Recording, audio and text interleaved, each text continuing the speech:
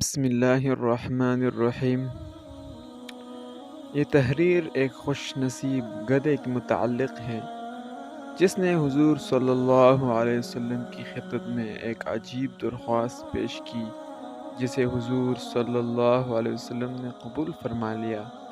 قرآن مقدس نے جانوروں کے متعلق فرمایا، اللہ رب العزت نے تمہارے لیے گھوڑے اور خچر اور گدھے پیدا کیے جو تمہاری سواری اور زینت بنے، اور بھی بہت سی سواریاں پیدا کیے۔ اور اسی طرح اونٹ کے متعلق اللہ نے بارہا کتاب مقدس میں ارشاد فرمایا ہے، افلا ينظرون الى الابل کیف خلقت۔ تو بہرحال گدھا بہت ہی عزت والی سواری ہے۔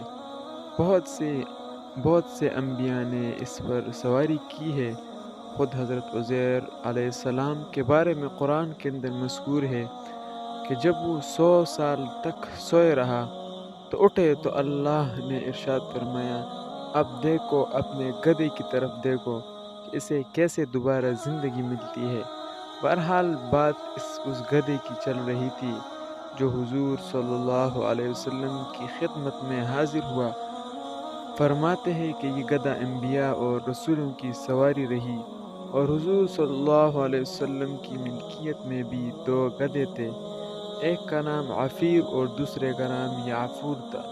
روایت کے اندر مذکور ہے کہ یعفور آپ صلی اللہ علیہ وسلم کو خیبر میں ملا اور اس نے حضور صلی اللہ علیہ وسلم سے کلام کیا اور اس نے کہا، السلام علیک یا رسول اللہ، اے اللہ کے محبوب آپ پر سلامتی ہو۔ کہنے لگا، میرا نام زیاد بن شہاب ہے اور میرے باپ دادوں میں سے 60 ایسے گدھے گزرے ہیں جن پر انبیاء نے سواری کی ہے، اور چونکہ آپ بھی اللہ کے آخری پیغمبر ہیں، ختم نبوت کا تاج آپ کے سر پر ہے، اللہ نے آپ کو خاتم النبیین بنا کر بھیجا ہے، لہٰذا میری بھی یہ تمنا ہے، میری گزارش ہے، میری خواہش ہے، میری درخواست ہے، اور میں آپ کے حضور عرض گزار ہوں کہ میں بھی اپنے خاندان کا آخری چشم و چراغ ہوں۔ آپ اللہ کے آخری پیغمبر ہیں اور میں آخری چشم و چراغ ہوں اپنے بہترین خاندان کا، اس لیے میں یہ چاہتا ہوں کہ آپ کے بعد دوسرا کوئی میری پشت پر سوار نہ ہو۔ چنانچہ اس چوپائے کی تمنا پوری ہو گئی اور حضور صلی اللہ علیہ وسلم نے اسے شرف قبولیت بخشا اور اسے اپنے پاس رکھا جب تک حضور صلی اللہ علیہ وسلم حیات رہے۔ گدھا حضور صلی اللہ علیہ وسلم کی خدمت میں رہا۔ جب حضور صلی اللہ علیہ وسلم اس دار فانی سے رخصت ہوئے تو شدت غم کی وجہ سے نڈال ہو کر مدہوشی کے عالم میں وہ گدھا ایک کنویں میں گر کر فوراً ہی موت سے ہمکنار ہو گیا۔